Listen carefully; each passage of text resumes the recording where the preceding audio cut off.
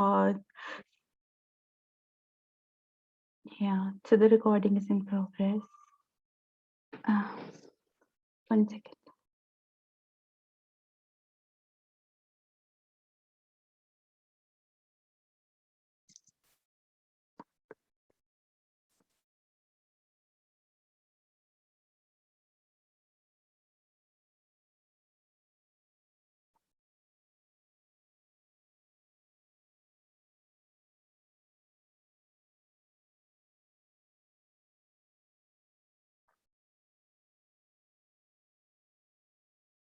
Yes, so hello everyone. I am Janvi Sani from NASA University of Law, and I would actually request the participants to switch on their video in case they're comfortable to do so. Otherwise, it's fine. So that at least I'll know the people I'm talking to. It's totally up to you. Hi, Atman. I hope I'm pronouncing your name rightly.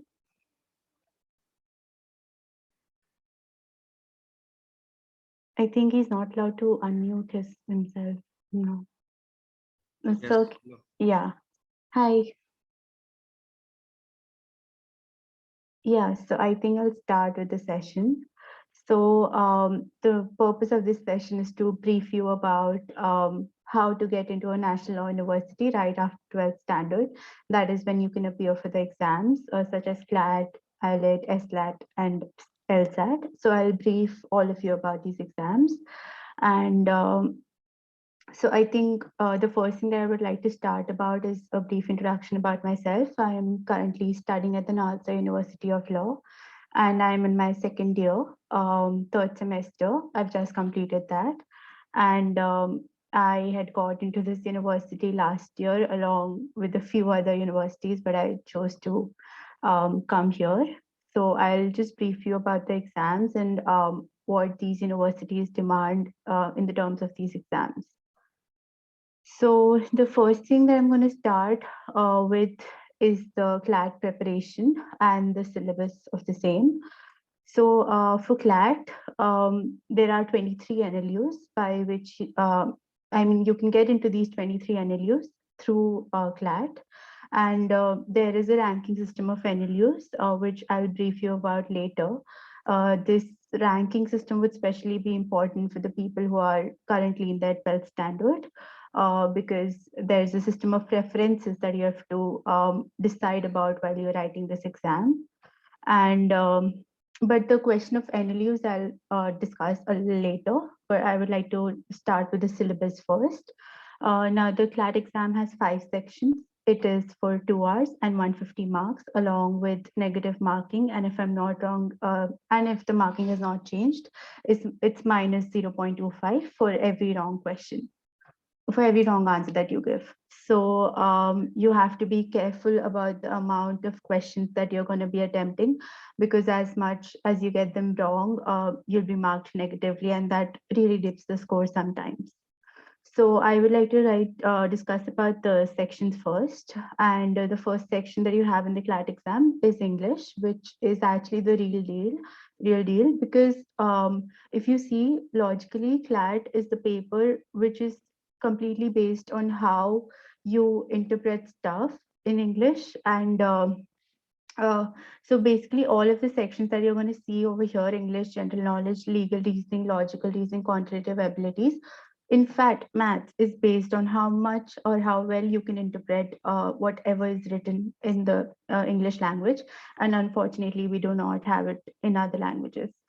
So preparing for English is literally the most important thing that you have to do for CLAT, along with general knowledge, but I'll come to that later. So for English preparation, there are a few things that you need to keep in mind, and you probably would want to note them down. Otherwise, you can contact me personally to brief you about them. So for English, the first thing they have to learn, I would say, because it's literally learning, is the vocabulary. Because CLAT is an exam, as I told you, where English is the real deal, and they do not give easy vocabulary, which you learn at your school. I mean, you do learn new words at your school, but for CLAT, there is some specific set of words that you need to learn, and they're not very. I mean, they're very expansive, but like there's a specific way to prepare for it. So for English, first thing you have to do is to improve your vocabulary. And I think every CLAT aspirant should, I should say, that they should start their preparation with a book called Word Power Made Easy, which would actually help you improve your vocabulary to like a great extent. Because what that book does is that it gives you origin of every word that it's discussing. So if you know the origin of the words, if you know the suffix and the prefix of the words, you would get to know most of the words. Like you can derive most of the words from it. So that was one of the things that had helped me the most throughout my preparation. And I think that is a book that literally every CLAT aspirant should use, and you should not miss on it. Because if you miss on that book, you will not even realize how much you're missing on the vocabulary that you have actually learned. And Word Power Made Easy is a book in which you'll find words which are there in the real exam itself. Like you'll literally find them.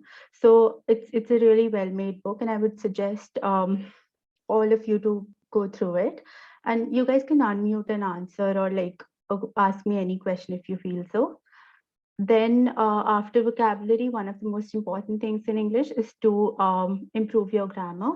And for that, you can use the basic material that CL provides.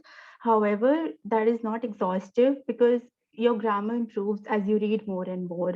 So like sentence formation, I mean, you don't get direct questions in CLAT with respect to sentence formation, but that is something you should know to interpret whatever is written over there. Okay.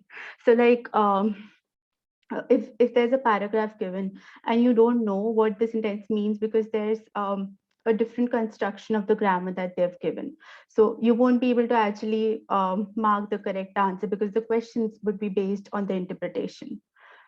So I think grammar is one of the most important things, and as I told you, you can do the basic grammar practice from the books that CL provides you, and the other grammar practice comes from reading newspapers, reading books, doing mocks, which I'll come to later.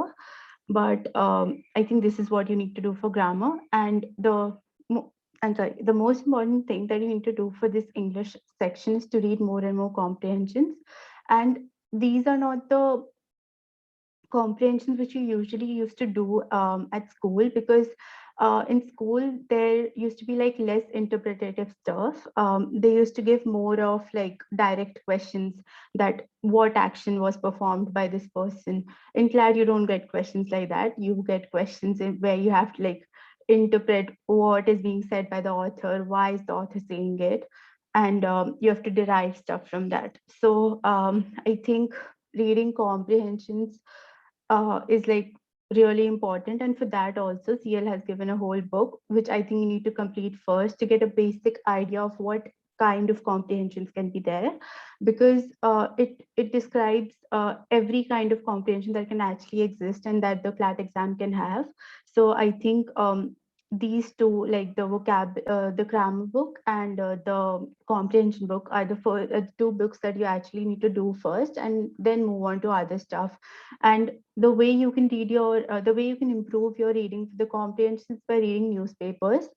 That is, if you're not taking CLAT in 2022, because if you're taking CLAT in 2022, then I don't think it's the right time to start preparing for improving your reading through newspapers. That has a different way.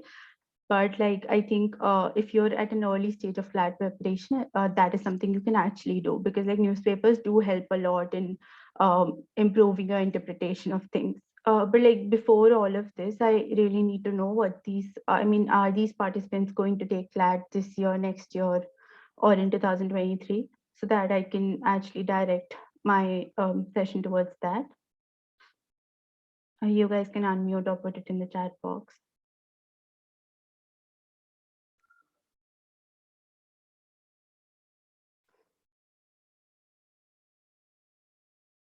Okay, 2022, 23. Okay, so all of you are at an early stage of your preparation. So I would actually like to address that only first. So like for English, all of you should start with What Pa Made Easy. There's no point that you have to reach like 4 months before the exams and then you should read What Pa Made Easy. It's literally the starting point of your preparation of everything, not just English, but of literally every section. So I think you should do that first and do the grammar and the comprehension book so that you get a hold of how you need to proceed. So I think for English, that's pretty much it. And as I said, like all of you have plenty amount of time, except the people who are giving it in 2022, which is the where CLAT is away for like 6 months or something. But even you guys can work on newspapers right now. It's not like it's very restrictive. But for the people who are giving it in 2023, I would suggest for sure that you guys should read newspapers because it really helps in your preparation. So I think the newspaper thing is pretty much addressed over here. In case you have doubts, you can put it in the chat box or unmute about any section. So the next section is general knowledge, and it is one of the most important sections along with English because I would say it is one of the toughest sections too, because general knowledge, if you see, it is so expansive in its nature that you don't even know from where to do, and how to cover so much. But there are certain ways where you can cover like a considerable amount, and that can actually help you in exam. So like general knowledge is good for your everyday knowledge, but if you see from the CLAT perspective, you really need to focus on some things that will actually help you in the exam. Because in the exam, you don't have time to look at every immaterial information that is going around your, that is like happening around you. So there's a specific way of addressing those kind of specific information.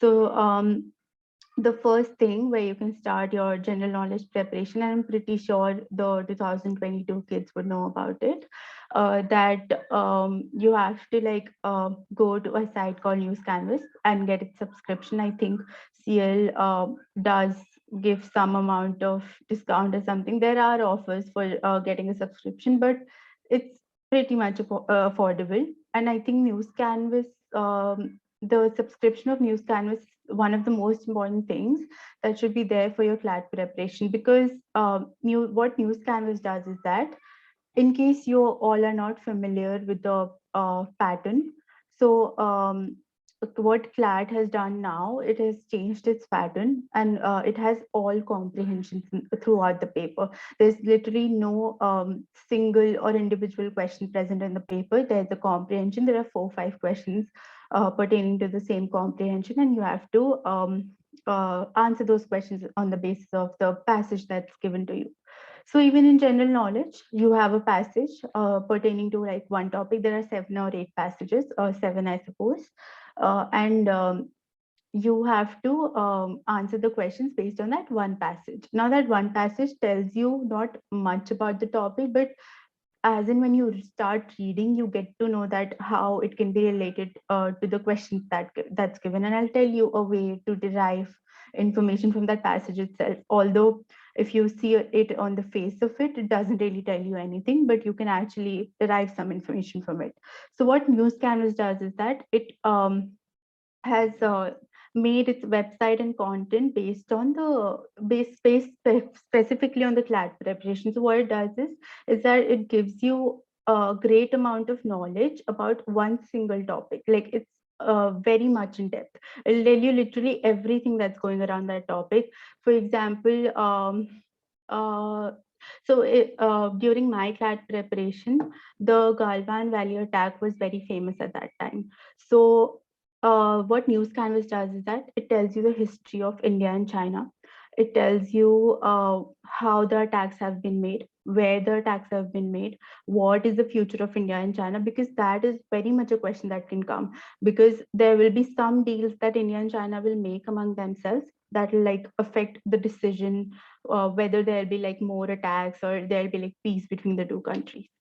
So what News Canvas does is that it covers every issue in detail, and CLAT very much pertains to that pattern only. And it will also give you questions regarding that one topic so that your preparation for that one topic is very comprehensive. So does anyone have any questions? Any specific newspaper? Okay, newspaper. The newspaper that I would suggest is Indian Express, because that's the most unbiased newspaper present. Because like for newspapers like Hindu and Times of India, I find them to be a bit biased. And with respect to the flat preparation, I think Indian Express is one of the most comprehensive newspapers that you can read. It has a lot of issues. I mean, it covers a lot of issues in depth. So I think Indian Express would be the best for flat preparation. Otherwise, after that, if you want to focus more on your vocabulary, you can go for Hindu, because Hindu uses like very a good amount of tough vocabulary, and you can actually improve your vocab through it. But I think for basic preparation or even in-depth preparation, I think Indian Express is one of the best newspapers to go for. But again, it's your choice, it's your preparation. I'm just guiding you through it. So yeah, and I'll come to the question of how did I manage with both, because that's literally one of the most important questions for the people who are appearing in 2022, in case you all are not toppers. So the second important thing for GK that you need to do is Manthan. And I think all of the people who have enrolled in CL, and for the ones who are not enrolled, I'll just brief what Manthan is. So Manthan is a weekly update document that CL provides you specifically with. And what it does, it covers all the events that has happened in that week. Now it's almost a 36 to 40 page document, so you can actually guess that literally every important event that it has covered, that the week has covered, is being covered by Manthan 2. So like there's news about sports, there's news about international, national affairs, economics, everything that you can think of is there in Manthan. But that does not really mean that you don't have to read newspapers, because what newspapers does do is that they help you improve your vocabulary apart from informing you about issues. But the only issue with newspapers is that you don't really get to know what's relevant and what's irrelevant. But you can sort that issue out with Manthan.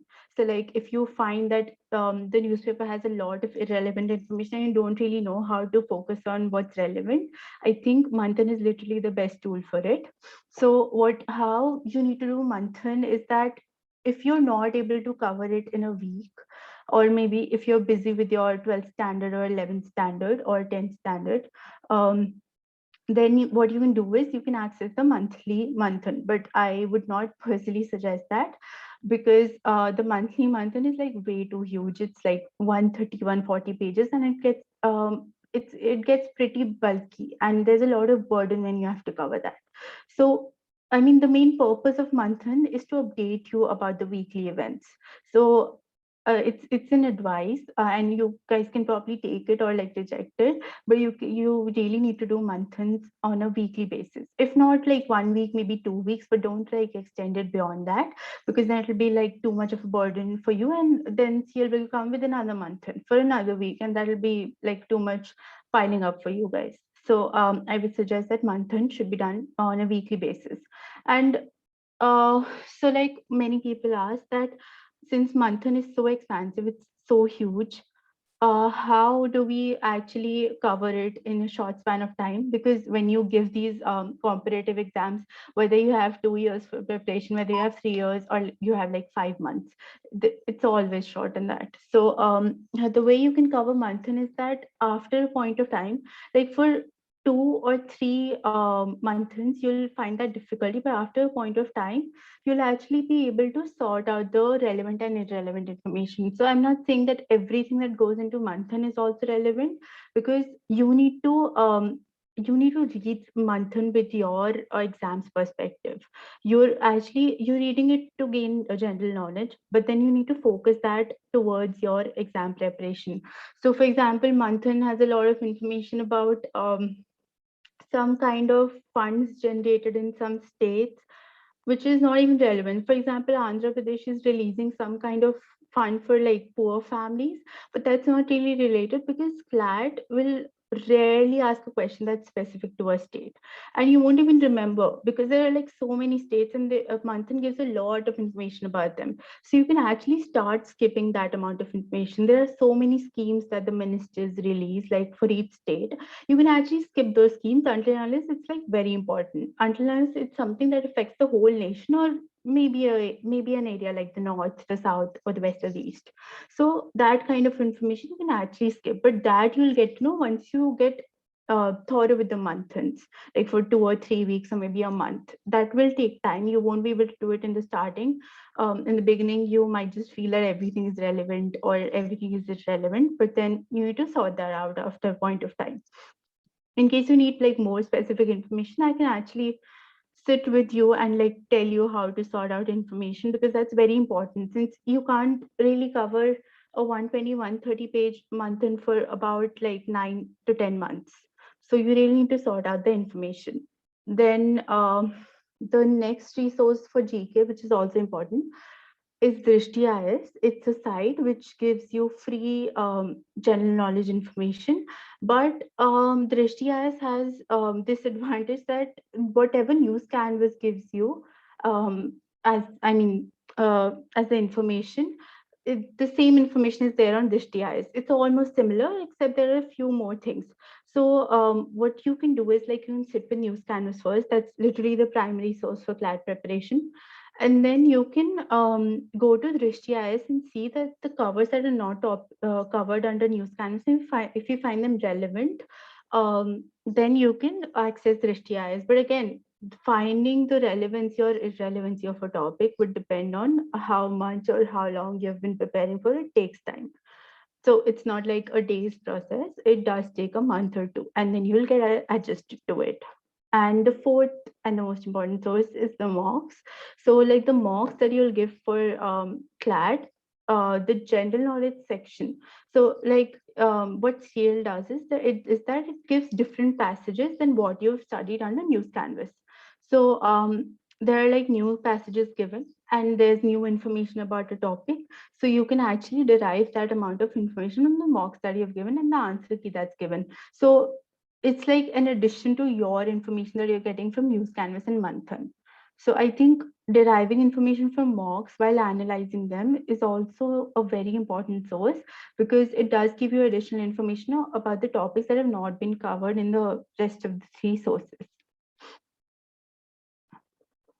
But in Drishti IS, content is little less. But if you find a topic relevant, then you can probably search about more content on it. Now you don't have to go and search everything on Google and check sites like Wikipedia or other sites which give you expansive information. Again, Drishti IS, it does give you information which is relevant to that topic. If you want like more information, what you can do to add more information is follow the recent events that are going on, because I feel that Drishti IS already covers enough for the history of the event and whatever has happened. But like for follow-up events, you can actually look at the news that's going around that topic. So and mostly there'll be topics that are literally rare that you won't find in news canvas and you'll find in Drishti IS. They're very much overlapping. So I think news canvas is a better source because it covers more information and it's very much constructed in a way that will help you to prepare specifically for CLAT. I think, does that answer your question, Dhadri? In case you have anything else, you can unmute and ask. Does anyone have any doubts till now? Because like English and general knowledge are pretty heavy sections. So if there's anything you want to ask, you can ask. Thank you. Anyway, I'll move to legal reasoning. In case you have something, then ask me. So legal reasoning is particularly important because you're giving a law exam. But I mean, now most of the people ask that why is there a legal reasoning section in this? Because we don't know law, and the reason why we are getting into an NLU is because we want to study law. So why is there a section? But what legal reasoning expects you, especially in the new pattern, it basically expects you to derive information by reading the comprehension itself. So it's basically based on logic. I mean, how much can you derive from it? And then it again goes back to how much English or how much how comfortable are you with reading English and interpreting stuff in that language.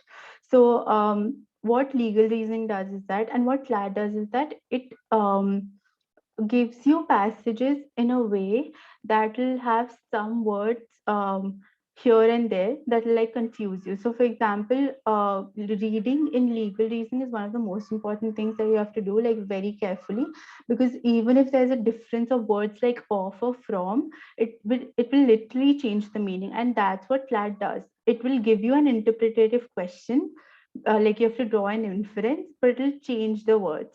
Like you'll read it as of, but the word is from. So that's how you might just miss a point. So I think one of the most important things for legal reasoning is to improve your vocabulary, improve your grammar, reading skills. That is the first thing. Now, for legal vocabulary, what you can do is that CL has given 3, 4 books for legal reasoning. One is the legal vocabulary book, if I'm not wrong. It has all the legal terms. Now, you don't have to like learn all those terms or like do rote learning of them, but you need to get an understanding of those terms, and that will take time. So when for the first time when you read the legal terms, you won't even understand a word of it. But like as in when you start rereading them or like moving ahead with passages themselves, you'll probably get the meaning that what does this word mean, in what context the author wants to use this word. So I think first you need to get acquainted with the legal vocabulary that is there. You can just go through the words, reread them at the gap of like 1 or 2 weeks so that you kind of get to remember those words. And then what you can do is there's this very helpful book given by CL, which is I don't really remember the name of the book, but it was not legal reasoning, it was something else, but it has specific legal information. For example, it gives information about the Constitution, it gives information about the article of the Constitutions, it gives information about contracts, torts, and all of these topics will come under your legal reasoning section. And there is no hard and fast rule to it, but as a general pattern of CLAT, it asks more questions on torts and contracts. So I think that is what you need to focus on more. And after that, it's the Constitution. So these three are the main topics. And then there are other minor topics also, which are very much covered in that book. So what you can do with that book is that you can start reading slowly, and then you can actually try connecting it with the legal vocabulary that you're reading. So it'll actually help you know what the line or that article really means through the legal vocabulary that you've been reading. So I think doing that book is extremely important, because without that book, you won't even know the meaning of the article that's given. So it doesn't usually happen that CLAT does not give what's Article 14 of the Constitution in the passage, but it might happen. You never know that CLAT has missed what's written under Article 14 about equality and everything. But I think that reading that book is pretty important. And again, you don't have to memorize it, because in CLAT, you don't really have to memorize stuff except general knowledge. And even in that, you should read it as if you're grasping that information, that rather than like rote learning. So for legal reasoning, you need that. And then finally, you come to a book that is provided by CL, and there are like 2, 3 books together for legal reasoning practice. And those are very important books, but try doing the newer versions of them first. So like CL released newer versions of these books last year, I suppose, last year. No, last year only, when the pattern was changed. And they had given passages, legal passages, and then they were asking questions based on them. So I think you should do that first. And then you should do the older versions, which have questions specifically, like individual questions related to legal reason. But those questions are also important, because that pattern might just get copied in the passage questions that you'll be getting. Okay, so if there's an individual question, but like CLAT, the CLAT consortium gets very smart, and what it does is that it gives you a passage, but it gives you the individual questions also, but somehow it relates to the passage. So doing those individual questions is pretty important, because I think you need to get an understanding of how to solve the legal reasoning questions.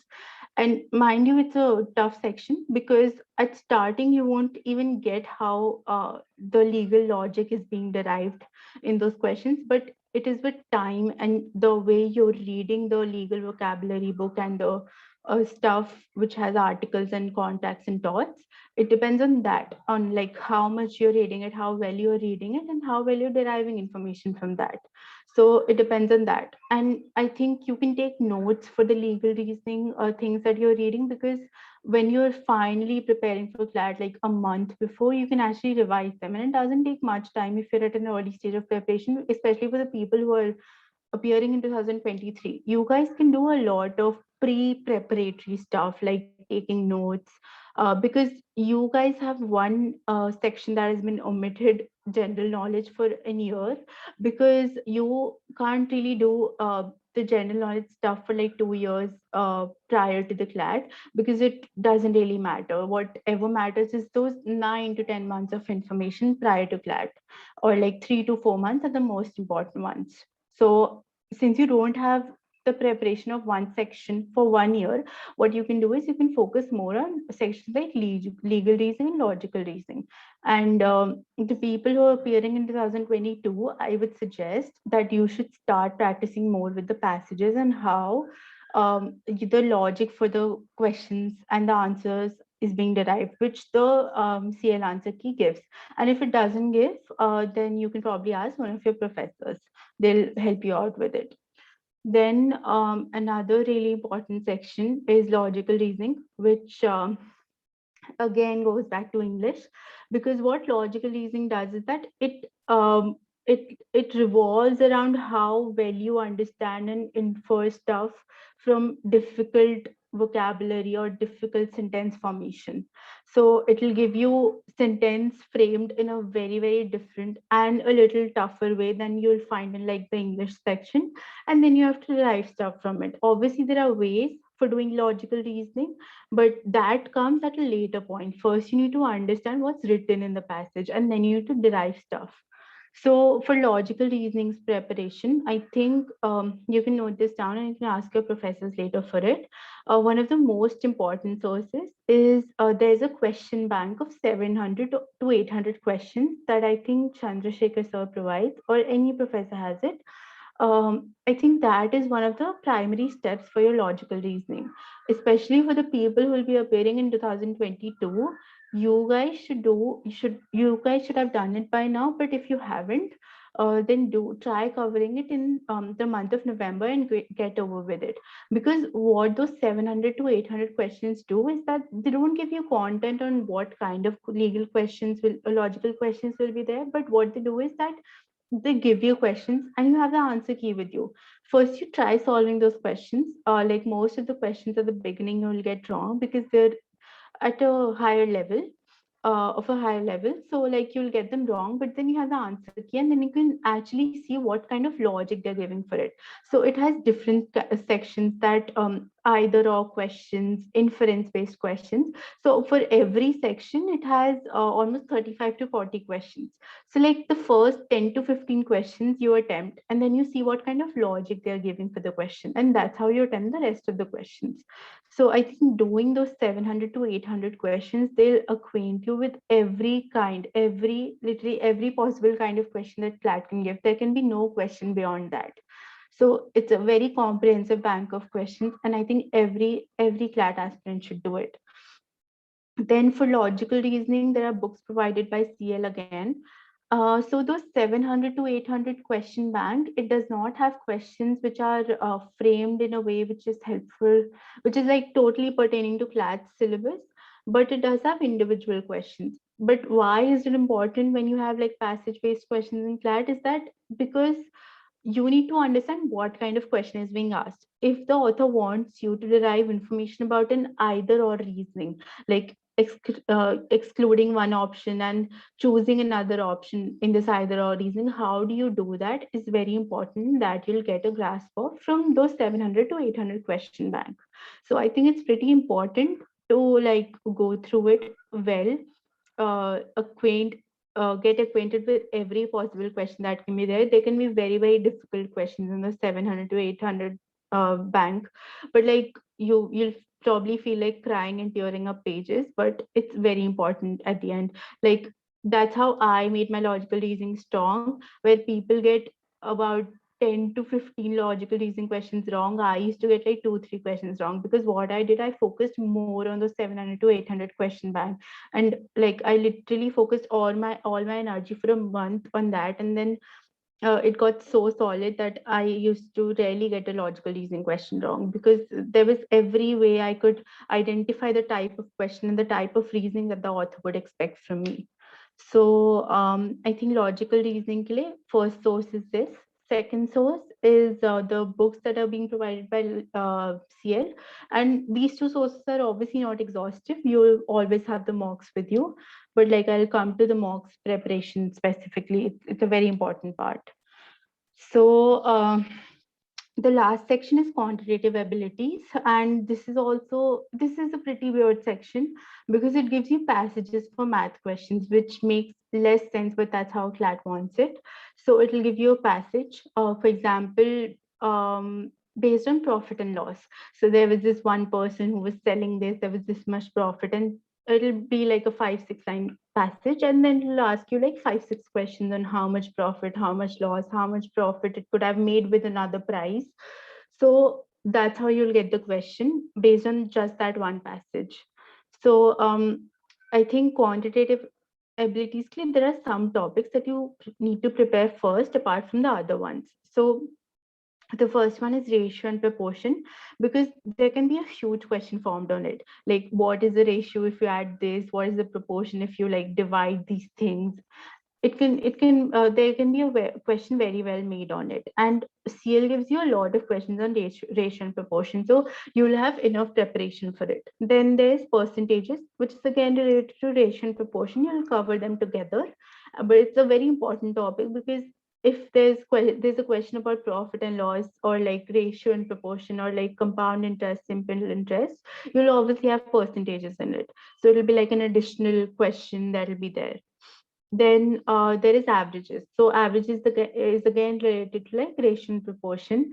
So basically these four are the topics that you need to prepare first, and they're the fundamental topics that will be there in your quantitative abilities. But I would also suggest you to do geometries topics, because we were asked a geometry question in our paper, and there were two passages, in fact, like indirectly based on geometry. One was direct, one was indirect. And we never thought that a geometry question would come, because how will they make like 5 questions on that? But they actually did. So like geometry you can also do, because they can give you one figure, and then they can ask you different components of it. So I think these are the 4, 5 topics that you should note down, you should do first. So for like the preparation part of it, CL provides 2, 3 books for quantitative abilities, which are like very important. In one it explains the concept with examples. You read that first, because you will get a grasp of the topic. And if you have like books from your 11th, 12th, 10th standard, then you can read them too for a better understanding. And then like the mocks give you the rest of the preparation stuff. So I think I would like to like pause here and ask for questions, because it's like too much information. Is there any question by any of you?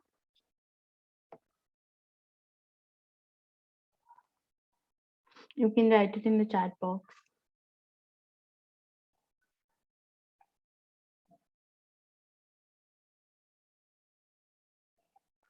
Okay, there's one no, I won't move forward because like this is too much information, and there might be something that you would not have understood, or I'm assuming that you've got everything about the resources from where you can prepare and how the pattern is.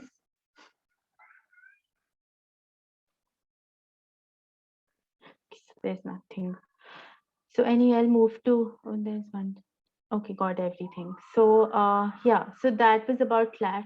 Then there are other important exams, because you can't be giving a competitive exam without having backups, unless you're like 100% sure that you'll get it, which I don't think is the case with any competitive exam, because half it depends on your hard work and half it depends on your luck. So it's not pretty much in your hand that what it'll be like on the exam day. So I think keeping backup options is one of the most important parts of your preparation. Okay, so we are yet to get all the resource. Yeah, you'll get it eventually. Don't worry. CL will provide you with literally everything. Like when you cover that stuff, you'll realize it's very expansive in nature. It'll cover a lot of stuff. And then after that, you go to the other resources like doing mocks. Mocks are simultaneous, but like if you want to like get more information through the internet or some other resource, then you can go there. But I think for specific topics like quantitative abilities or even legal reasoning, I think CL's material is like more than enough. So yeah, about the other exams in colleges. First, you have NLU Delhi's exam, which is different from CLAT, that is IELTS, and it has a very different pattern from CLAT. Earlier, it was pretty much the same, but IELTS has a very, very different pattern now. So, like IELTS English section is heavily based on vocabulary and grammar, and it does need a separate preparation from CLAT. So, you can't really do the comprehension while vocabulary and go and attempt the IELTS exam. You will have to do separate preparation for it.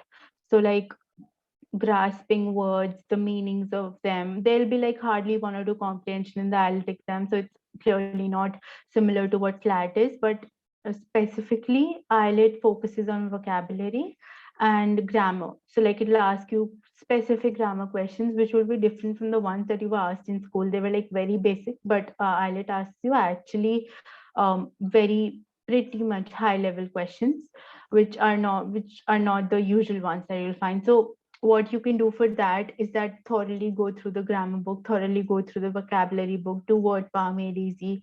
Literally, wherever you see a new word, you note it down because it might just help you with it, like in your school or wherever you for your tuitions, wherever you go, you note all the important words down because somehow it'll help you in IELTS because it does ask some 5 to 10 questions. Then those are minimum. It might just ask more than that.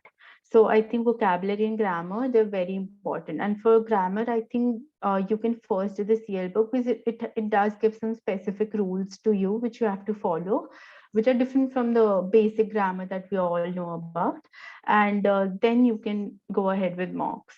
So that is the English section. Then GK of IELTS is uh, so like IELTS used what it used to do in the previous years. So it used to focus more on static GK, but now it has moved to more towards like the current affairs that are there. So I think Manthan is literally the most important source that you can go through for IELTS GK section. So what happened in my paper? I think GK was a paper due to which I think I cleared the exam because there were like 35 questions and I think I got like one or two wrong and rest all of them were right because all of them were from Manthan. So I told you guys that Manthan covers every important event. So it literally gave all those questions from Manthan only. I mean, they did not take Manthan and do it, but what I'm trying to say is that Manthan covers all of it. So I think for IELTS, one of the most important source for GK is doing Manthan, and I don't think there's anything more you can do apart from like reading from News Canvas, which you already will be doing for CLAT. So for IELTS, I think Manthan is the Bible of general knowledge that you can use. Then IELTS asks different questions for legal reasoning. Like I told you, there are individual questions also for legal reasoning, which are based on your legal knowledge from the one that you get from reading those books and not the passages that are given in CLAT. So I think for IELTS, you need to go through those CL books and what IELTS does is that it asks you pretty difficult questions in legal reasoning. It's one of the most difficult sections of the paper. They're not easy. So they'll give you a huge question of 10 lines, but they'll ask you only one question on that. So you have to like manage your time during IELTS on how to read those 10 lines to answer just one question, which is of one line, and you have like four options.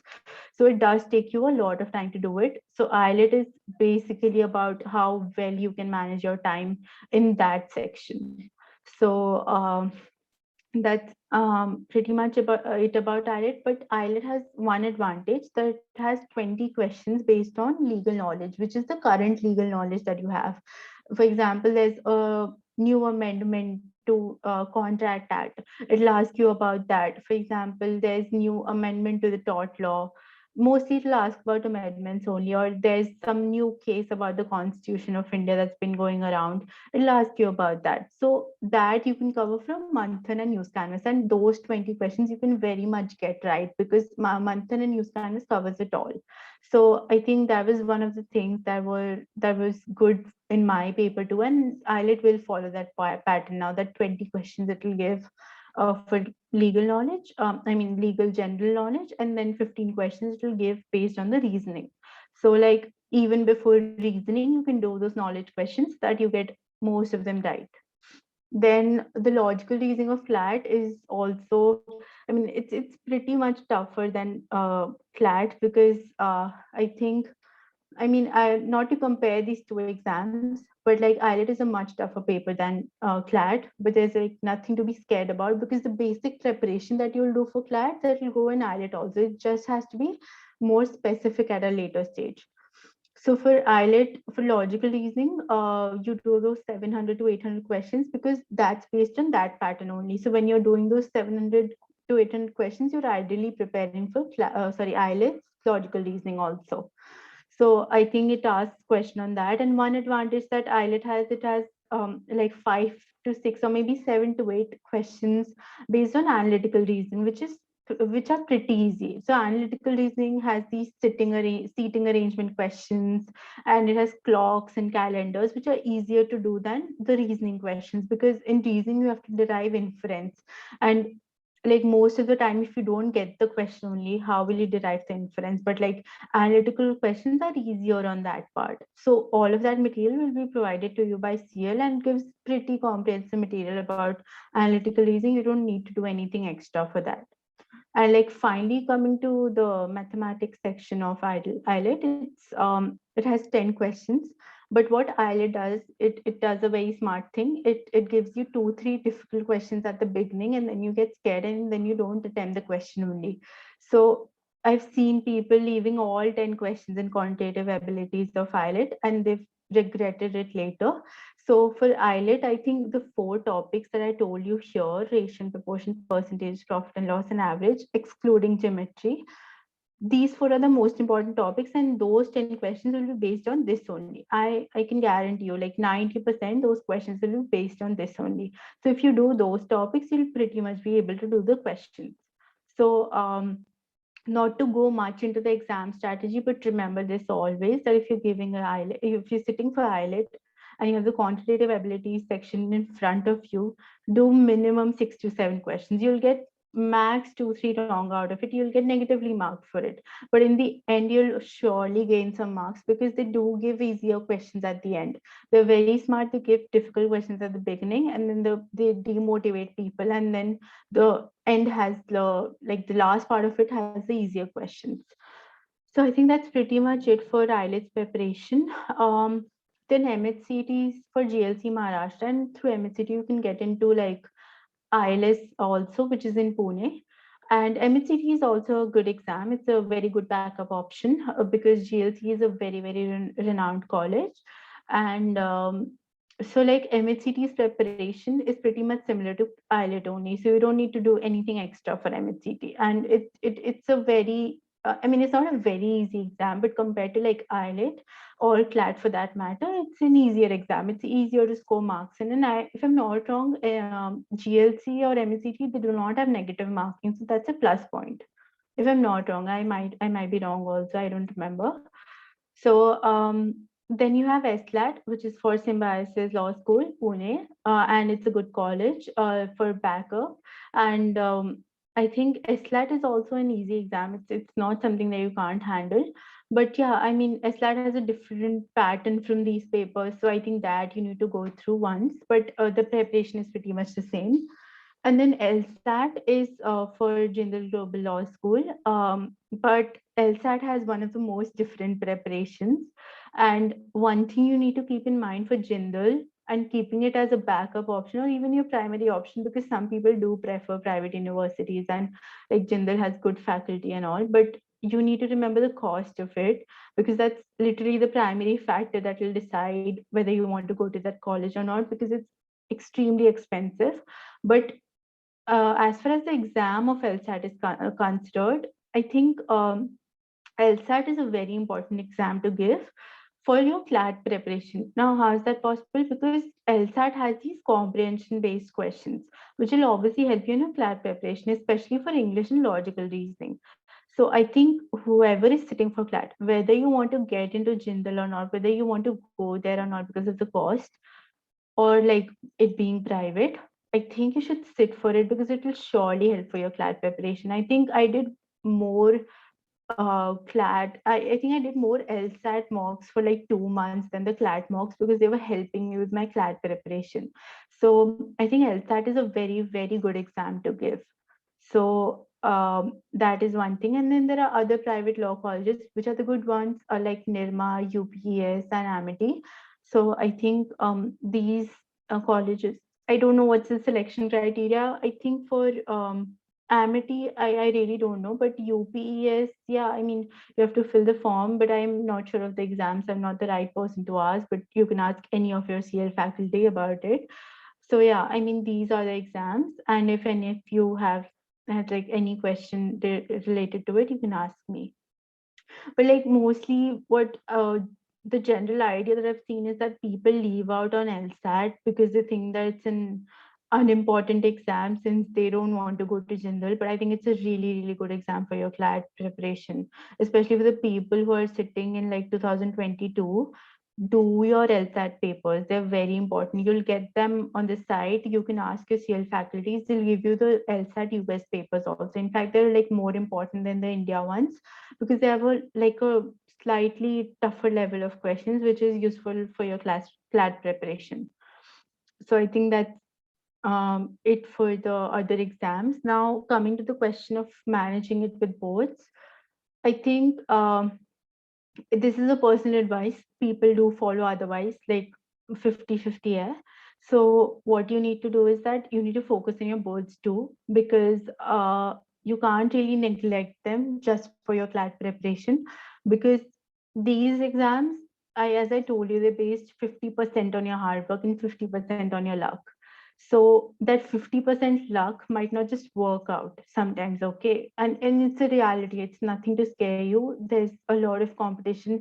At when I was sitting for CLAT, I had like 72,000 competitors. You guys might have 90,000 or like even a lakh this year. So I mean, given those amount of people who are preparing for the exam and like the reading stuff, and especially for the South Indian states where they have like specific preparation based on that.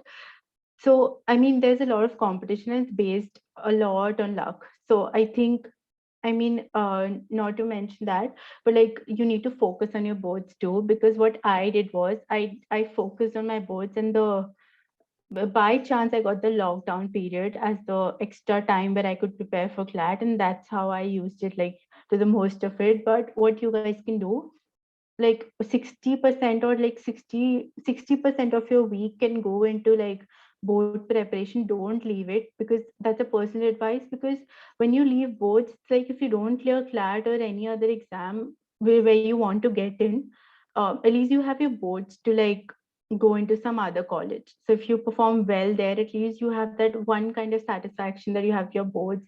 And trust me, I go to interviews and they do ask me my board marks. I mean, it's not a defining criteria of your personality or whether they want to choose you or not, but they do ask everywhere.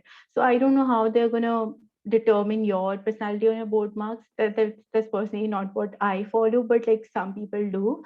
So there's no point in like neglecting boards. So that is something that you need to keep in mind. But like don't just focus all your preparation on it. At least you can do GK with it if you're like very heavy on preparing for boards right now and like preparing for CLAT a bit later.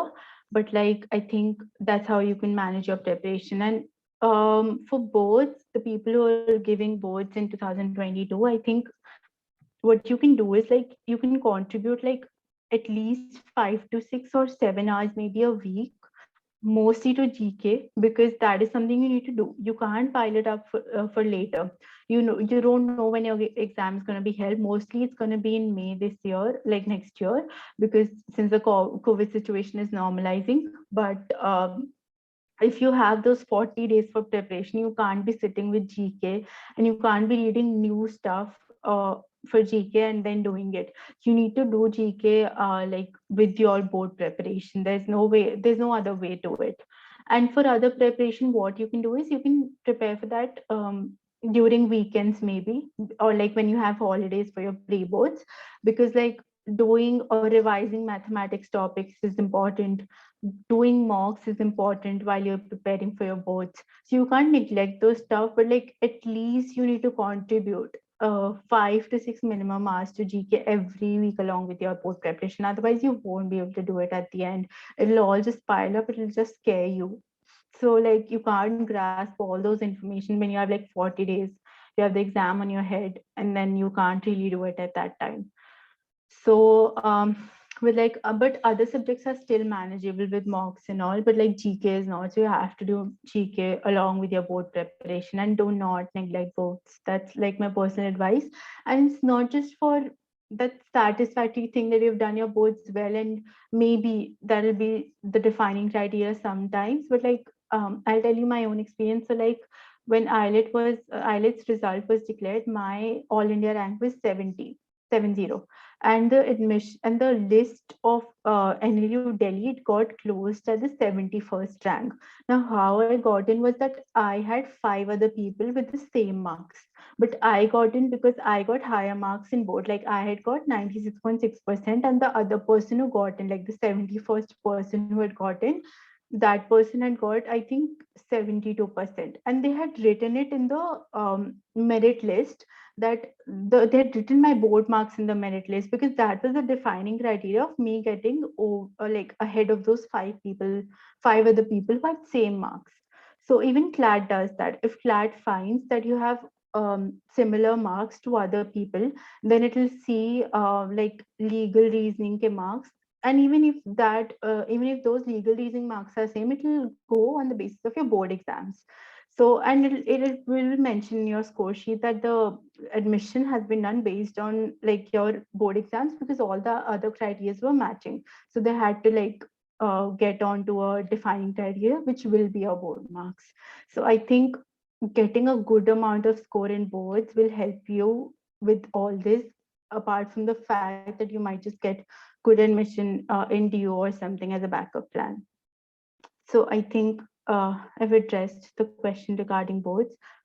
Uh, is there anything else about the boards thing? Okay, when do you think we should start giving mocks if you're preparing for CLAT 2023? Yeah, so like then my next topic is about mocks. So for 2000 to 23 people, the first thing that you have to do is that you should start giving your mocks in like 3 months into your preparation, because the reason why I'm saying this, I know you guys would feel that it's too early, but there's no other way to start with mocks, because every time you're going to start with them, you'll feel ki nahi, abhi to we have to like prepare more, and like we have to get on with the preparation. We haven't even started अच्छे से. So like you really need to start with mocks about 3 months into your preparation. And for the people who are giving it in like 2022, I don't think I need to tell you that you should already be giving mocks, because mocks is literally the real preparation. You won't even know what's there in the CLAT paper until and unless you give mocks in a way that you're going to give the real paper. So like mocks shouldn't, okay, for like 2023 people, it's pretty cool for you because you guys won't have much of GK preparation. You can actually skip that section, or if you want to like increase your general knowledge or like get a hold of the GK preparation, you can go through that section. But otherwise, I think for English, logical reasoning, legal reasoning, and mathematics, to develop a base, you really need to do mocks. So when I was in 11th and I was in CL, I used to give I used to give like 2, 3 mocks in 1 month, or maybe four, because that would give me a hold of how the paper is, so that when I get into 12th and I don't have much time with boards, at least I know how to do mocks. At least I know when to do them. So like that will help me with that. So I think the 2023 people need to like attempt some 4 mocks at least 1 month. One mock every week would work, because you will get a hold of the comprehension part of the sections. So mocks are the real preparation, especially for the people who are sitting in 2022, because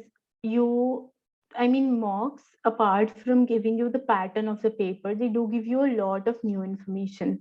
So when you'll analyze your mocks, you'll get to realize that where you're going wrong, where you should go right, what mistakes you're making, and then you'll get a hold of how not to do or what to do in the exam. So until unless you give a sufficient amount of mocks, I don't think like the paper might just scare you, or you might just give up in your paper because you don't have enough mock preparation. And uh giving mocks, or like taking mocks, is not the most important thing. Analyzing them is. So like even if you have a bad score, so the first mock that I had taken for the new pattern, I could hardly attempt 60 questions because my reading speed was pretty average. I wasn't used to reading like some 40 passages at once in 2 hours. But what you can do is, even if you attempt like 60 questions, you need to analyze the mock, because without analyzing, it's like you're giving an exam and then you forget about it, which is of no use. You get no learning from it.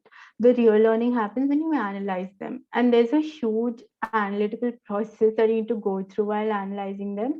Because otherwise, if you analyze it just like that, ki, "Haan, okay, we'll check the answers and we'll leave it won't give you any learning." So analyzing a mock, how I used to do is that I used to spend more time than the mock on analyzing them itself. So if the mock is of 2 hours, I used to spend 4 hours on analyzing them. Now, for the people who are taking the boards this year, if you have already a lot of pressure right now, you cannot spend so much time on analyzing them, but like minimum should be 2 hours. Because without that, I don't think you can get the grasp of how you've performed in the mock. So, for analyzing, I think three things are needed. First, that you need to go through the questions that you've attempted wrong, obviously, and you need to see in the answer key how the logic is given. If the logic is not given, ask your faculty. Don't hesitate, because if you leave that one question, by chance that question comes in the paper, you'll realize that you've missed out on it and you'll lose that 1 mark. And to be very honest, that 1 mark is very important in such competitive exams, because it'll actually define in which college you'll go to. Okay. So like, first thing is that you analyze the wrong questions. Second thing, you analyze the right ones also, because sometimes in the paper it happens that you get it right by fluke. Okay, you don't really know the logic, but by going through the answer key, you'll get to realize what kind of logic that you have used, and you can apply it to the other questions too. In the future mocks. And then the questions that you've missed, because they are also very important questions, since you need to know the reason why you missed them and why you shouldn't miss them in the future papers. So I think these three are the tricks to analyze them. And I think there I can conduct literally a whole different session on analyzing the mocks. I can show how to analyze them, because it's literally the most important part of your preparation. Rather than doing like vocabulary and stuff, you need to spend more time on analyzing them, because even mocks give you a lot of new things to learn. So, without saying, it does need a consistent and serious effort, because you can't be just analyzing one mock for 4 hours and then be like, chalo, ab ye analyze ho gaya, so I won't do others. So, it's like a consistent effort. And CL provides you with enough mocks, literally enough mocks. It'll release 1 or 2 mocks every week right now. But when the exam will be like 40 days away, or like 2 months away, it'll start releasing like more mocks, and you need to attempt all of them. Now, for the boards people, what you can do is that you can cover the mock part right now. Like you can do it. So what you can do is that you can attempt a mock during the weekend, maybe on a Sunday, and then you can analyze it throughout the week. It's not like you have to sit for like 4 hours continuously and do it. You can do it throughout the week. So how I used to do is that I used to attempt a mock on one day and just analyze it on the other day, because I would be really exhausted. I would be pissed about my score also, because I haven't got a good score. But then I'll analyze it next time and understand my mistakes very well, to be very honest. So you can analyze it through that week, or like after like 3 days, if you want to attempt a mock, you can analyze it like in those 3 days. So giving mocks, I cannot emphasize on them enough, because like it's literally one of the most important part of a preparation. Now, people ask ki how many mocks should we give, so that we'll get through with the preparation, but there's no limit to that. As much as much as you give the marks, the more you give them, the better you'll be. And that's not just for CLAT, it's for IELTS and other exams too. And I think CL provides marks for every exam. So I think I don't really think you need other sites for preparation, but for me, I used to attempt like 1 or 2 mocks from other sites, but it wasn't even needed because I wasn't really interested in doing them, because I think CL is one of the institute that provides you with the closest pattern to CLAT rather than other sites. So I think doing CL mocks would actually help you. And again, I mean, I think I can't really emphasize on the fact that you need to attempt mocks, because while I was preparing for it, I had like 7 months of lockdown before my exams. And in those 7 months of lockdown, I took around 78 mocks, if I don't remember it wrong. And that's like the minimum that every aspirant would do, like in that amount of period. But if you don't have that, but so you need to like get better with the analysis. So if you don't have like enough time, you at least need to focus on your analysis and attempt as much as you can, but there's like no pressure to it. So I think the 2023 people can get along with it very well if you start from the starting. There's no point in leaving the mocks for like a year later, chalo 12th maybe we'll start. There's no point in that. You need to start in 11th itself. And apart from the CL marks, you need to perform, I mean, you have to take the past 10 years paper, which CL provides. But I think that's not very important from CLAT's point of view. I think it's important from IELTS point of view, because CLAT changed its pattern. It's literally of not much use. But like for exams like IELTS and SLAT, you can go through the past year papers. And LSAT, as I mentioned, the you need to take the LSAT papers as your mocks for CLAT, because they're really going to help you, since the pattern is pretty much the same. So, and LSAT is of a bit higher level, and CLAT won't ask you higher level questions. So if you can get along with those questions, I think you'll pretty much be able to do the questions for CLAT too. So I think that's pretty much it for mocks. But like if you want me to conduct a different session for analyzing and how to analyze, because I think that's the most important part, I'll do that. You can ask your CL faculty to like ask me to do it. Are there any doubts till now?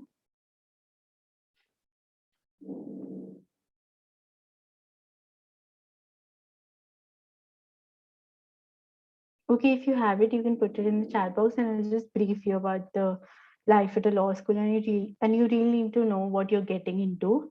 So law school is literally doing law is one of those courses where every skill that is possible to find in a human being, you'll develop that. You'll develop your communicating skills, your speaking, writing, researching, your overall personality will change at a law school. And I feel this when I'm in my third semester. I don't know when I'll be in my 10th semester how big will be the change, but I can feel it right now only because there are so many activities at the law school which you can do, which will refine your skills to a great extent. Like literally everything that you'll do, it'll lead to your refinement only.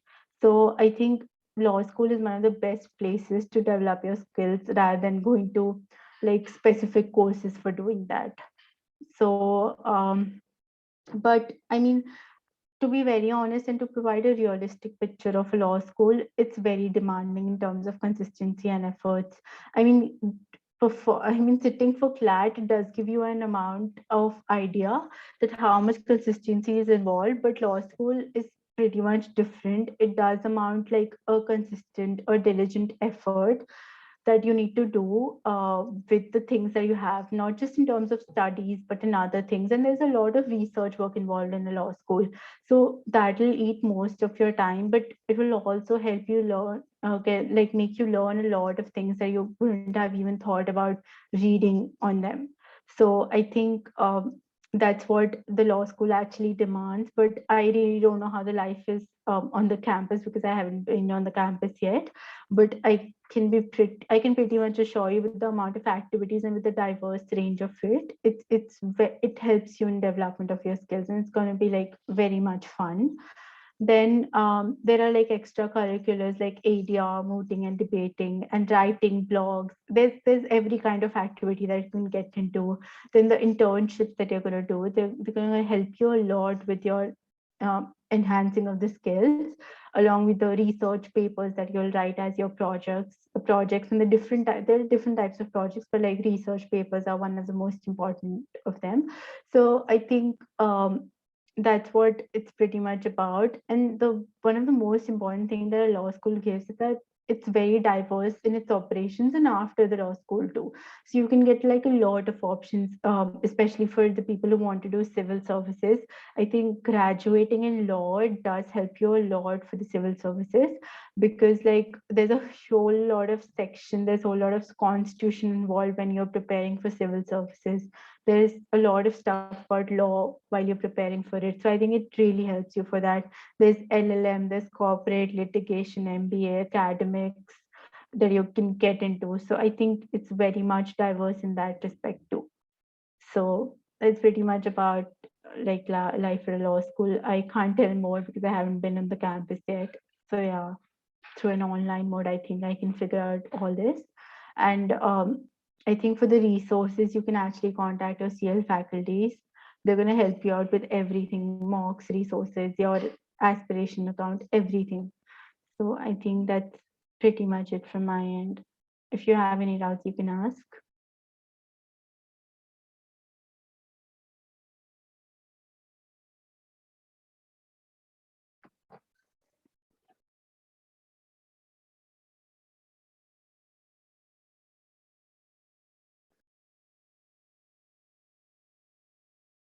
Thank you so much, Anil. I hope it helps, and you can contact me like anytime. You can actually text me first, and then I'll get on a call with you. So I've been helping a few CLAT aspirants like this year and last year too, not like last year, this year and for 2022. So I think it'll be good to contact on a personal level if you have like specific doubts.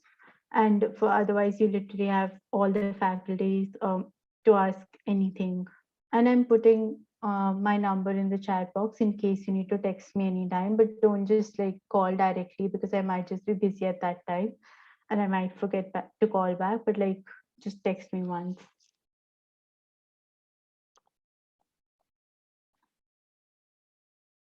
I'm in which line of law? There's no line of law as such right now because I'm still in my second year. I'll get to choose one when I get into my fourth year.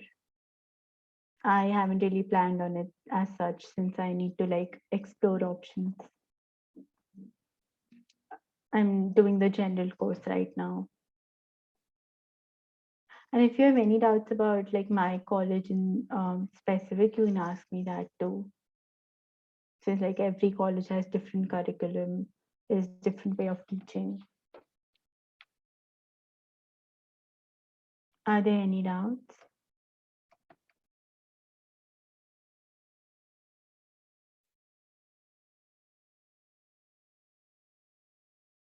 You can ask me anything, even if it's something silly, because I had like a lot of silly doubts and I used to ask my seniors while like preparing for CLAT.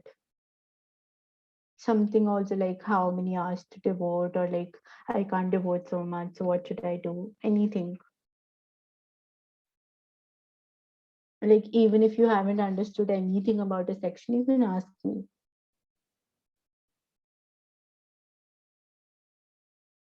I'll wait for 5 minutes and then I'll close the session.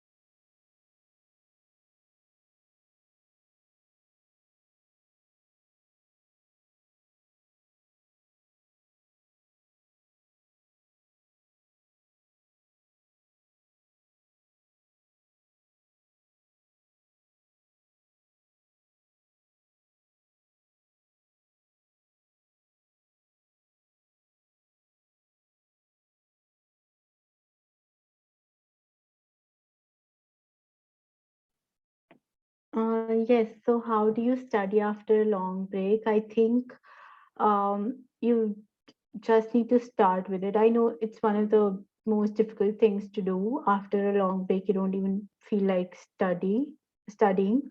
So I think you should start with the basic stuff. If you don't want to get into like much of the tougher stuff in the beginning because it's very difficult to do that. But you can start with the basic stuff. If you haven't covered something that you left a long time ago, you can complete that first, and then you'll be pretty much satisfied that you did it. And then you can get on with the mocks, or like you can start analyzing your previous mocks to get an idea of how to get on with that again. But like I think start studying after a long break, because I don't think there's no amount of time that's enough for preparation. So if you miss out on this time, I think no one can get it back to you. So yeah, I think just start with the basic stuff. Don't start with something that's too complicated, because it might just demotivate you. But like, and then start with the mocks after a while. What about the co-curriculars and sports do you have? Right now in the online mode, we don't have any sports, but like in college, yes, we do have a lot of sports activities. There's no curriculum to it, but like I know that there are a lot of sports activities that you can indulge in on your own, and we do have a sports committee in which we can register after we go to the campus. But yeah, there are a lot of co-curriculars, as I told you, like ADR, moot, debating, writing. All of these are not things that are included in your curriculum. You do that extracurricularly. So uh, I think law school does provide you with a lot of opportunities of doing extra things. So yeah, don't worry about sports and all. At least my college has a lot of sporting activities, and I think all of the other NLUs have it too. So I think sports are pretty much covered in every college. Can you please rename the books you mentioned before? Okay, so for English, I mentioned Word Power Made Easy and the CL books that the center provides you with. And for every other thing, it does provide you with the books, but like an additional thing that you need to do for logical reasoning is the 700 to 800 question bank that you'll get from Chandrasekhar sir, or I think any faculty will give it to you. Just like ask them for that 700 to 800 logical question bank. Or you can just text me, I'll send it to you. That's not an issue. And an additional thing is you need to do the LSAT India and US papers. But like all the other books you will get from the CL Center only. And yeah, Manthan, I mean that if you call that like a book, something. But these are the additional books. All the other books will be provided by CL only.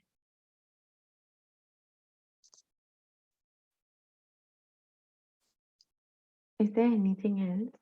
Like anything?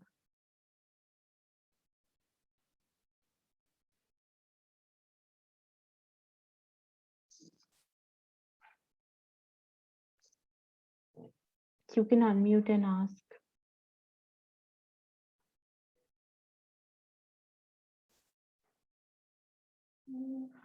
The 2022 people, do you guys have anything to ask? Like what stage of preparation you should be at, or like the mock scores and stuff? Because I think the mock scores do scare people a lot. So is there anything that you need to ask about it?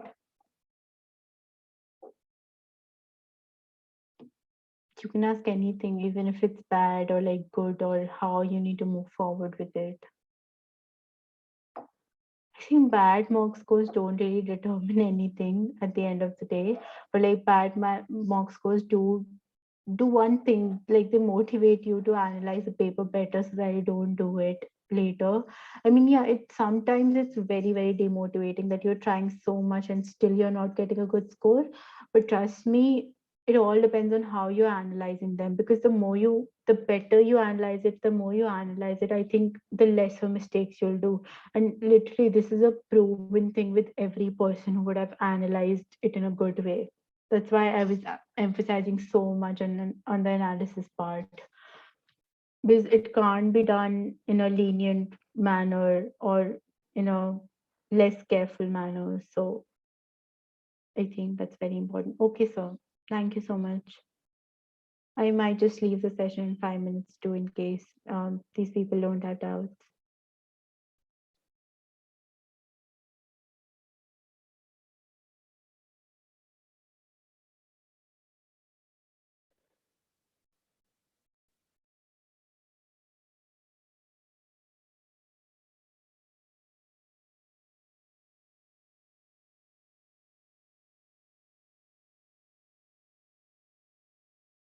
Anything else, guys? Like anything, especially the 2022 people, anything you wanna ask? Because I think you guys are at an important phase of your preparation. You guys should be at an important phase. So anything you wanna ask?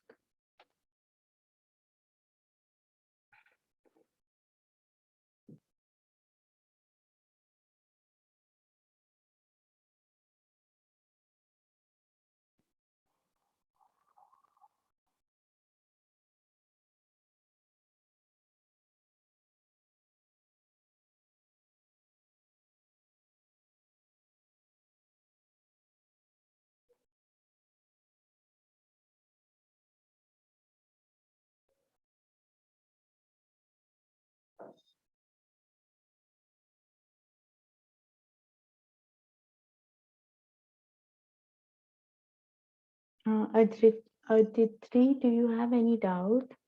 Or you can leave the session if you want to.